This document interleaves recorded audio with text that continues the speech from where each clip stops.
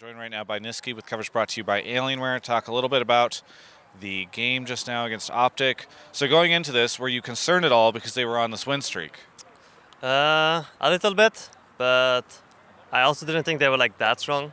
I knew we were just better. Okay. So not too concerned. You were confident. Yeah, I'm still confident, Yes. and I think the teams they beat were not like that good either. I believe. So yeah, I think we're still the better team. Can you talk to me a little bit about the decision to put Blvd? Because people on the analyst desk were like, Svenskeren might be the best jungler in the LCS right now, and they're subbing in another player. It's kind of a unique situation.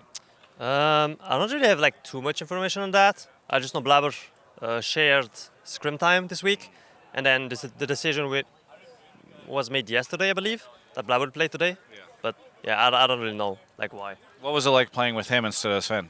Blabber is just more aggressive and like more random of the plays he makes. He just goes for it no matter what. Like even if you say no and stuff, he will just go for it. And basically, you kind of have to follow what Blabber does rather than Svenskeren is more like controlled and like he usually like listens to us, like to what we say and stuff. Is that a good thing or a bad thing that he's like going so aggressive and not always listening to you guys? I think if he finds the balance of that, it's really good. Sometimes he just overdoes it. Like for example, today when we dove T2, we all died, or like I died at least.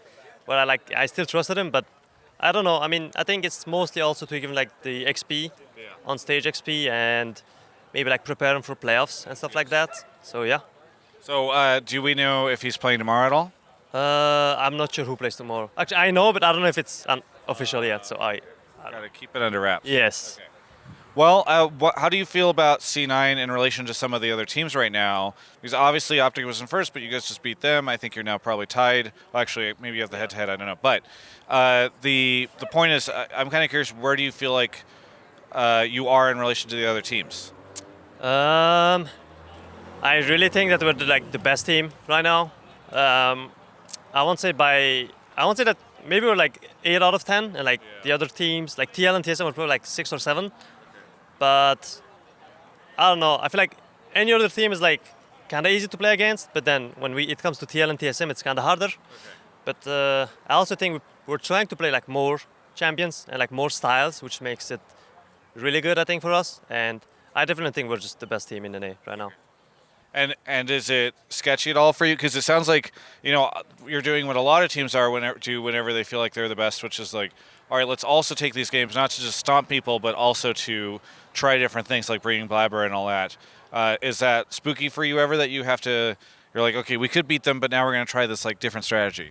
Not necessarily. I think putting Blabber in or just playing other champions, I don't think it matters, to be honest. I feel like if you're the better team, no matter like what champions you get, you should be able to win the game, I think. Well, I could probably draft you a comp that you wouldn't be able to win with. I mean, not like that, but like if you want to try new stuff, I don't know, like split push or just lane focus champions, for example, I think we can do that. And I mean, I think our aim is to end first the split, because we actually can.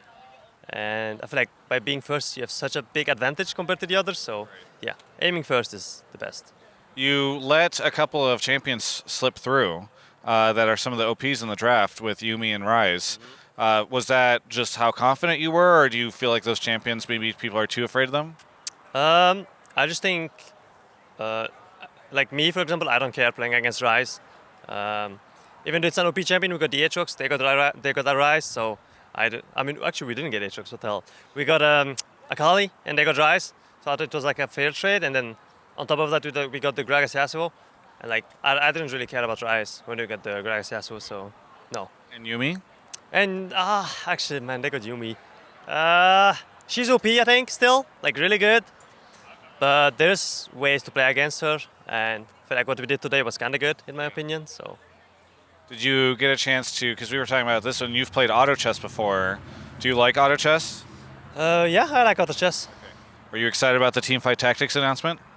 I was excited, but I feel like if it's like the same game, I don't know what else like they can change. If there's like XP or I don't know, like if they will do something like that. But I feel like if they like kind of copyright the auto chess, if it's like the same game with just league champions, it's gonna be kind of boring, I think, for me. I just hope that there's like a, I don't know, XP system or like something else, rather than just Dota auto chess is this and then team fight tactics is this, like the same just with league champions. Will you have time to play it? Because I'm actually very interested because I know a lot of the LCS pros have played a lot of auto chess, and I think it would be very funny if the LCS gameplay on average goes down once that game comes out. I don't think that will be an issue, in my opinion at least, because I don't think I will play the game that much. I will. I mean, I didn't play the game yet, because it's in PB like tomorrow or this week or some shit.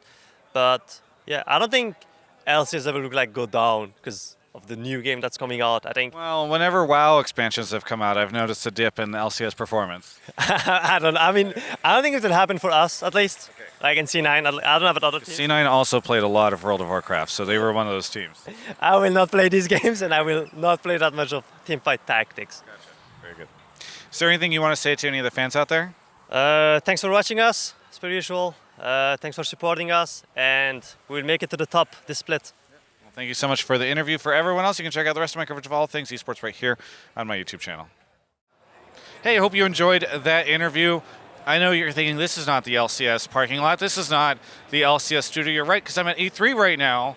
Through the magic of time travel and editing, I'm here. Either way, I just want to talk to you because Alienware, who sponsors my stuff, thank you so much to them, announced here at, well, a little bit before this, but at E3 right now, they're showing off these new gaming headsets that they just announced recently.